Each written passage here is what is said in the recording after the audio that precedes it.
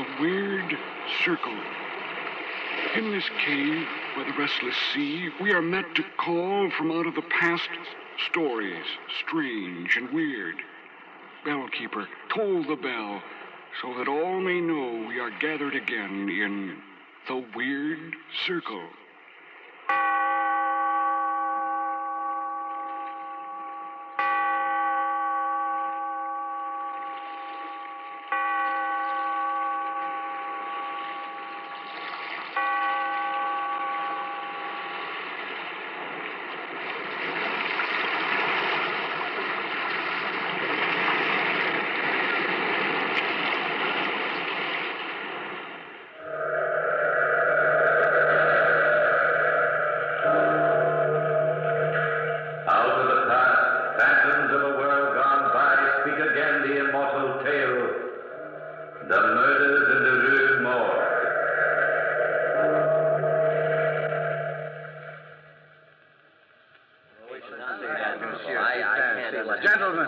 Gentlemen, please, may I have your attention? Very well.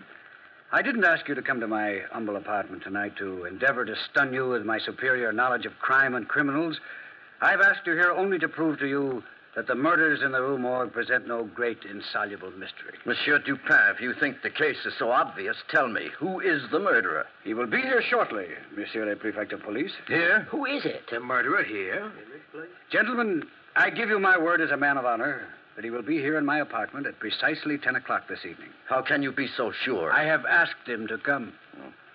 It is exactly 9 o'clock now, gentlemen. And in the hour remaining to us before we meet the murderer, I shall explain to you as simply as I can how I managed to arrive at my conclusion. Yes, do, Monsieur Dupin. I'm always interested in guesswork. Guesswork, my dear fellow? This is not guesswork. No? Now, gentlemen, let us retrace the case. The story begins, if I'm not mistaken, with Madame L'Espanaye and her daughter Camille on the afternoon of December 16th, 1841. Well, of course, you're correct so far anyway, Dupin. I bow, Monsieur le Prefect. Madame L'Espanaye and her daughter Camille entered the Bank of France at precisely 2:45 in the afternoon to transact important business. Ah, Madame L'Espanaye, I've been waiting for you. So good of you, Monsieur Le Bon. Have you met my daughter, Camille? I don't think I've had the pleasure. How do you do, mademoiselle? How do you do, Monsieur Le Bon? Are you quite sure, Madame L'Espanaye, that you wish to withdraw all this money at this time? Quite positive. But 4,000 francs is a great deal to keep about one's household, madame. I'm quite aware of the danger involved, Monsieur Le Bon. But if the bank keeps this withdrawal quiet, nobody else need know that I have a sum of money in the house. Well, things do get about, madame. There's no use inviting unnecessary danger. The danger is my problem, Monsieur Le Bon. I think we'd better let the matter drop at that. Have you any protection against possible thievery at home, madame? No, monsieur, but Mama and I have protection enough. We bolt and lock our doors. It's absolutely impossible for anybody to enter the house unless he should break the door down. But does any male protector live in the house? My husband died many years ago. Madame misunderstands me. I'm only asking these questions for your own good. Two unprotected women living alone in a large house can invite trouble. That is our problem. If Madame insists. And I do insist. Very well, Madame. I have the money here. I myself will see you both home to ensure safe delivery. But let me warn you now. The minute you arrive in your home on the Rue Morgue, the Bank of France resigns all future responsibility. We understand, Monsieur Le Bon. We understand perfectly. Interesting that it's all. So, gentlemen, the first step in this little tragedy was completed. Madame L'Espanaye and her daughter insisted on taking the money home from the bank. Monsieur Le Bon drove them in his carriage to their house, the large, bleak house, number 12, Rue Morgue. When they arrived there, Monsieur Le Bon looked about for the gendarme who was in charge of that particular block.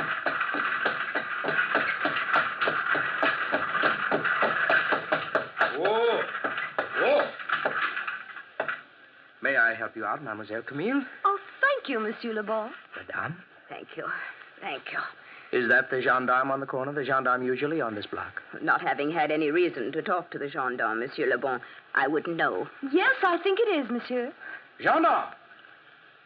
Gendarme! All this fuss over a little money. Really, you'd think we were incapable of taking care of ourselves. Well, I think Monsieur Le Bon is very thoughtful, Maman. Gendarme! Coming, monsieur, coming. Do you live on the first floor, Madame L'Espanaye? On the 4th floor, in the back of the house. I own this house, and I've shut up all the other rooms. You mean this entire house is unoccupied You except for... called me, monsieur. Yes, I did. I want you to keep a special watch on this house for the next week or so. Madame L'Espanaye and her daughter will have a considerable amount of money in the house. I will watch the house like a watchdog. You would be better off if you did it like a man. Then you'd use your head instead of your feet. Monsieur. What is your name, gendarme? Gendarme Isidore Musée. Very well. Gendarme Isidore Musée. I leave these ladies in your care. You needn't worry about a thing, mademoiselle. And madame. I'm sure we won't. That is, as long as you don't spread the news around the neighborhood that we've got 4,000 francs hidden here in the house. Who, me, madame? I am the law, and your secret is safe with me. Come along, Maman. I'm getting hungry. Yes, dear. Thank you so much for all you've done, Monsieur Le Bon. It is nothing, mademoiselle, nothing at all. Just a courtesy extended by the Bank of France. I'll keep good watch, be assured of that. I'll keep very good watch. Gentlemen, let us proceed to the next event. Gendarme Isidore Musée kept a very good watch on number 12 Rue Morgue. At 11 o'clock the evening of the tragedy, he strolled into the shop 2 doors away from number 12 to buy a pouch of tobacco and to chat with his very good friend Pierre Moreau, a tiny man known as the neighborhood gossip. Good evening, friend Isidore. Good evening. Evening. I've been waiting for you. Yes, I've been waiting for you. You usually drop in at 9 o'clock. And I said to myself, as I sat here waiting for you, I said, where's my good friend Isidore? It's been a busy evening this evening. That's what I said to myself. If Isidore doesn't drop in to buy his usual box of tobacco, he's busy. There must be big news abroad, but then how could there be big news abroad on this block? That's what I said. You were wrong, Pierre. Very wrong. Wrong, eh? There is big news. Thievery? No. Murder? No. Well, then, I give up. It's a secret. Secret? What could be a secret? Somebody got married. That's no secret. Somebody died. That's no secret either. A child is ill, a contagious disease, an epidemic, or Paris will be infected? No. Well, I can't guess. If you promise not to tell a soul... Oh, not a soul. Well, Madame L'Espanaye Yes?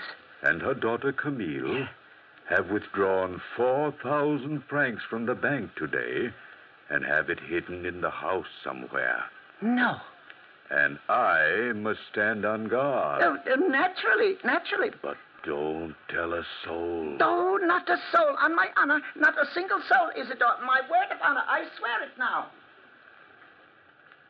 And so, by midnight, gentlemen, the entire neighborhood in the Rue Morgue was buzzing. 4,000 francs in the L'Espanaye household. I hear it was 10,000. 2 women all alone. Imagine it. 20,000 francs. I wonder where... And all that jewelry must be a veritable fortune hidden away. Do you know that they say she's got money hidden in every corner of the house? Imagine almost 1 million francs in that house. I always knew there was something strange about those 2 women living all alone in a house like that. And in the rear, 4th floor. Yes, sitting in the bedroom of the 4th floor rear. But while the neighborhood was busy gossiping and chattering, Mademoiselle Camille and her mother were completely unaware of the commotion they had caused. It was almost 3 a.m. Camille had just finished undressing, and her mother was sitting in front of the mirror, brushing her hair so that they didn't notice the window opening in back of them.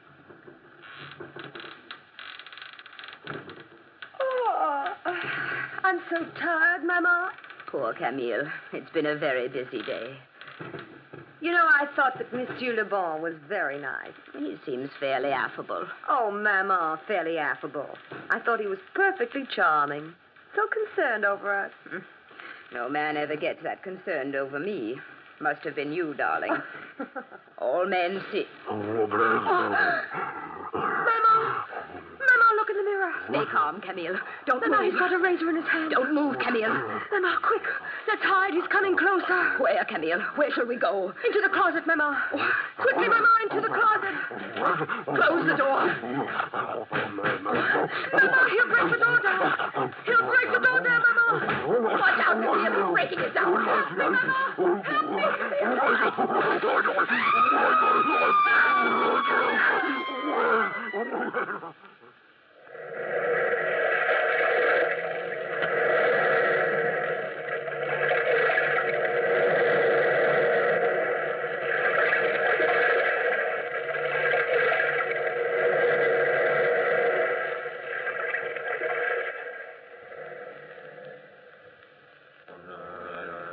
How terrible. Terrible. How awful.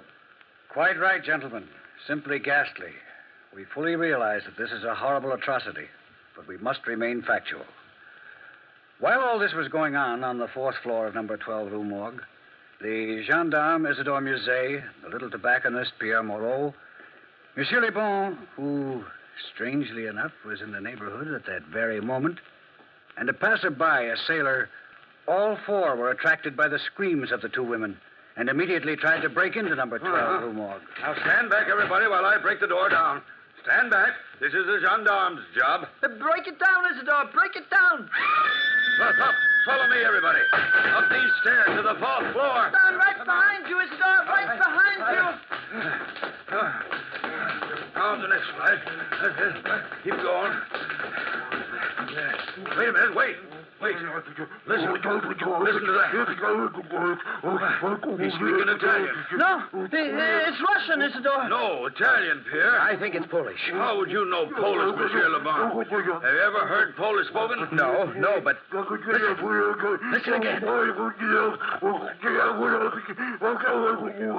I think it's Dutch he's speaking. Dutch, Polish, Italian, Russian. And none of you know what you're talking about.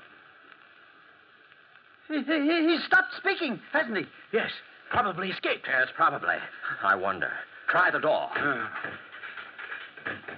Can you open it, Isidore? No, it's locked. I think we're too late. I'm sure of it, sailor. I warned you about the gendarme. Well, let's break the door down.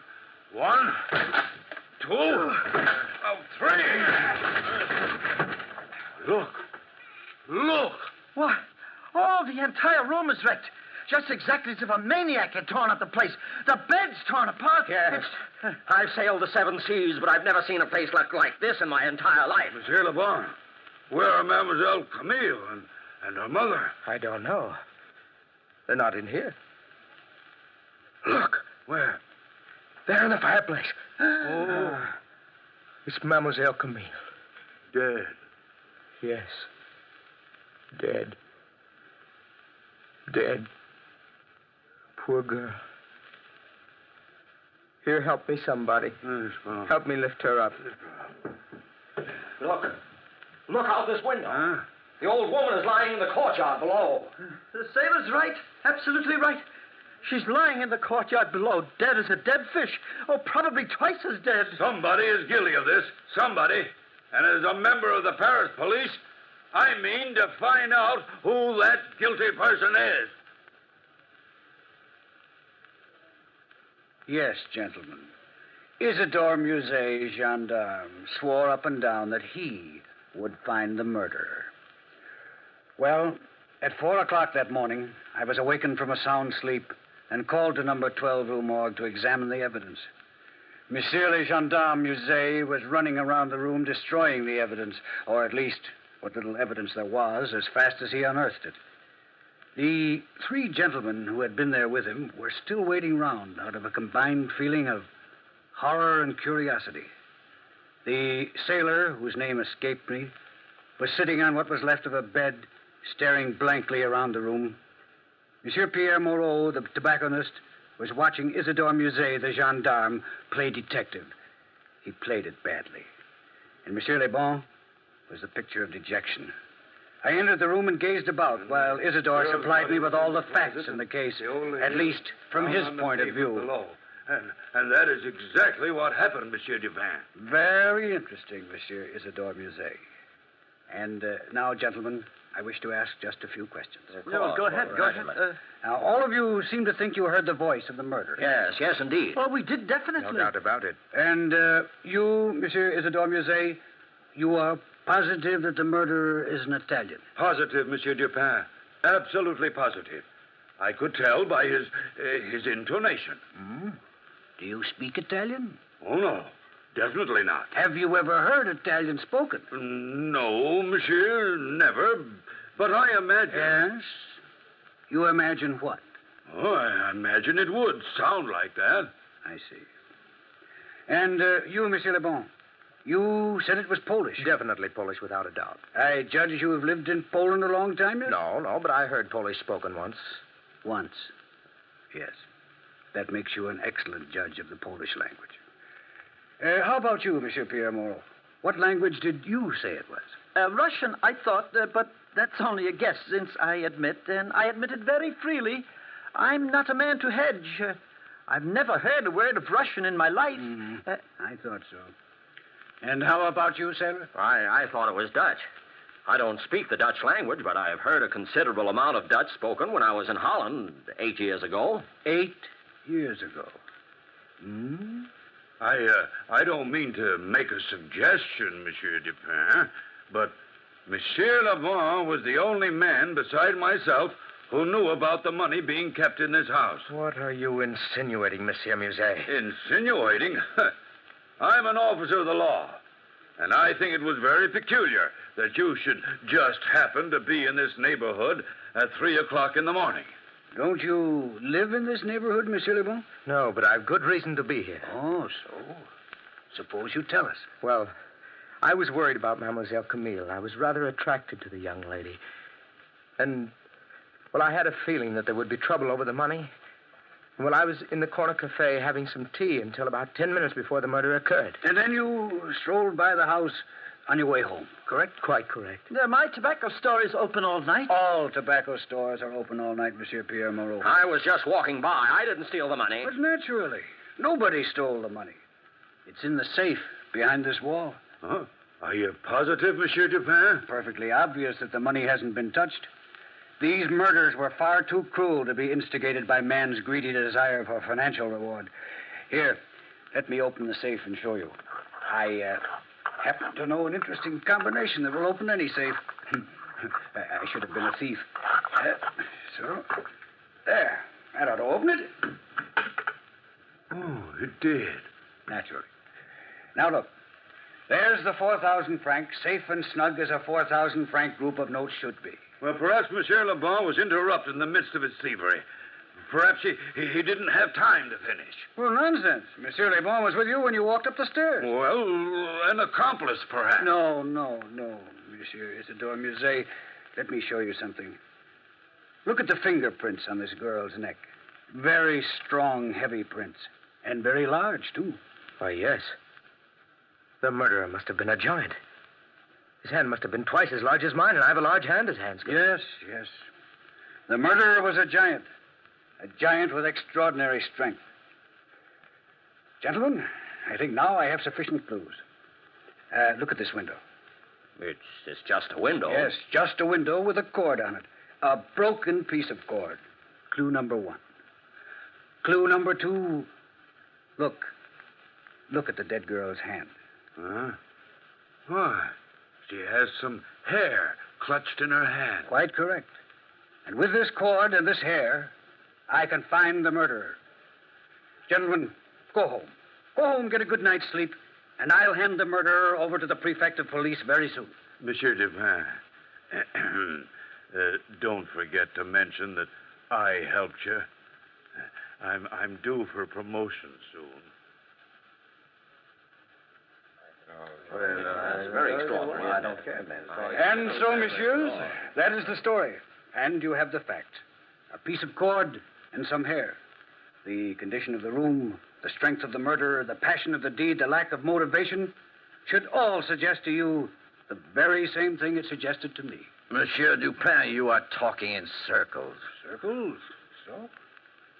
You mean to say you still don't know who the murderer is? No, of course I don't know. And frankly, Monsieur Dupin, I don't think you know either. Oh, really, gentlemen. Really, gentlemen, you amaze me. Here, Monsieur le Prefect. Examine this piece of cord, if you will. What do you make out of it? A piece of cord, yes. Well, let me see. Well, it's a piece of... Well, nothing except that, it's been torn. Yes, it's been torn. Now, yes. Try to tear it yourself. Well, well, I couldn't. It's a very, very strong cord. Ah. Notice anything else? Yes, now that I look at it, it's got a very unusual knot in it. But what does an unusual knot prove? You will see what I mean presently. It's the first stroke of 10 o'clock. Any minute now, gentlemen, the murderer will enter this room. May I please ask you to extinguish all the candles in the room, all except one. Well, why, Monsieur Dupin will all be murdered. Which would be no great tragedy, but I wouldn't worry if I were you. Well, as you say, Monsieur Dupin.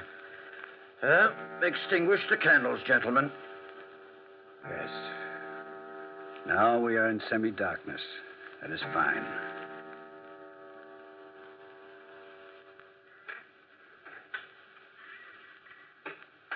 Listen, gentlemen. The downstairs door to my pension has opened and closed. The murderer is now downstairs. He is walking up the stairs. Now listen. Yes, listen. For the love of heaven. Quiet. He is coming closer. Gentlemen, are you ready to grab him when he enters? Yes, Monsieur Dupin. That is good. He is standing outside my door now, Monsieur le Prefect. Ready, gentlemen? Yes. Come in. Grab him. Let me go! Let me go! Let me go! So it is you, sailor. Help the sailor to sit down. It was a trap, huh? Yeah, but this sailor doesn't look strong enough to commit these murders. Let me go! Let me go! Let me go, I say! Please don't struggle. You see, sailor, Monsieur le Prefect cannot arrest you for the murder because, although you are responsible for the crimes, you are not guilty. I'm not guilty. I'm not. I couldn't help it. Of course you couldn't. Gentlemen, it must be obvious to you now that no man murdered these two women. The only creature able to do it would be a Bornese orangutan. Orangutan? I matched these hairs I found in the dead woman's hand, and of course they belong to just such a creature. An orangutan. Yes, Monsieur Dupin is right. But tell me, how is this sailor involved? I owned the animal. Dupin put an ad in the paper saying my orangutan was captured. Oh, that's why I'm here, to claim it. But didn't you realize that Monsieur Dupin knew that the murder was an orangutan? No, I didn't think anyone could solve the murders. But I did know that whoever put the ad in the paper knew that I was the owner of the animal and that he was keeping what he thought was a perfectly innocent animal. You see, I addressed my ad personally to this sailor. This piece of cord told me a sailor owned it. There was a sailor's knot in the cord, and the knot was peculiar to those tied on Maltese vessels. Therefore, when I put the ad in the paper, I asked the sailor from the Maltese vessel, I checked on the name of the vessel from the sailing data in the paper, to come and get the beast. Well, naturally, I came to pick him up. Ah, now I see. One question I must ask, sailor. How did the orangutan get hold of a razor, and how did he manage to escape? I had the animal locked in my quarters. I captured him in Malta and brought him to this country to sell to the zoo. They're very smart, you know. For last night, when I entered my room, he was trying to shave with my razor. When I tried to chain him up, he escaped. He ran out into the streets, saw the light in number 12, Rue Morgue, climbed up the lightning rod to the ladies' apartments. Well, you know the rest. Indeed we do. Well, gentlemen, if you have any other problems you wish settled, call on me. Just call on Monsieur Auguste Dupin. Incidentally, if you'd like to see the orangutan, you'll find it safely locked up in the zoo.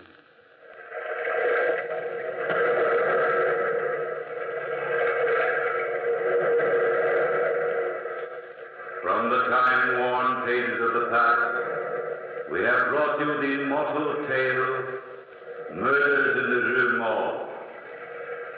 Bellkeeper, toll the bell.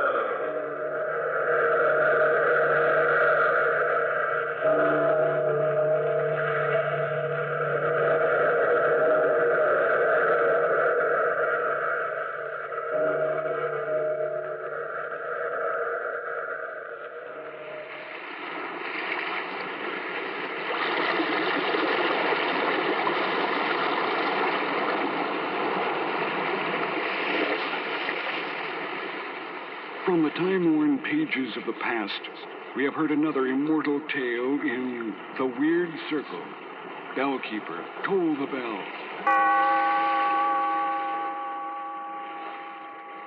Be here in this lonely cave by the restless sea once again next time for another immortal tale in The Weird Circle.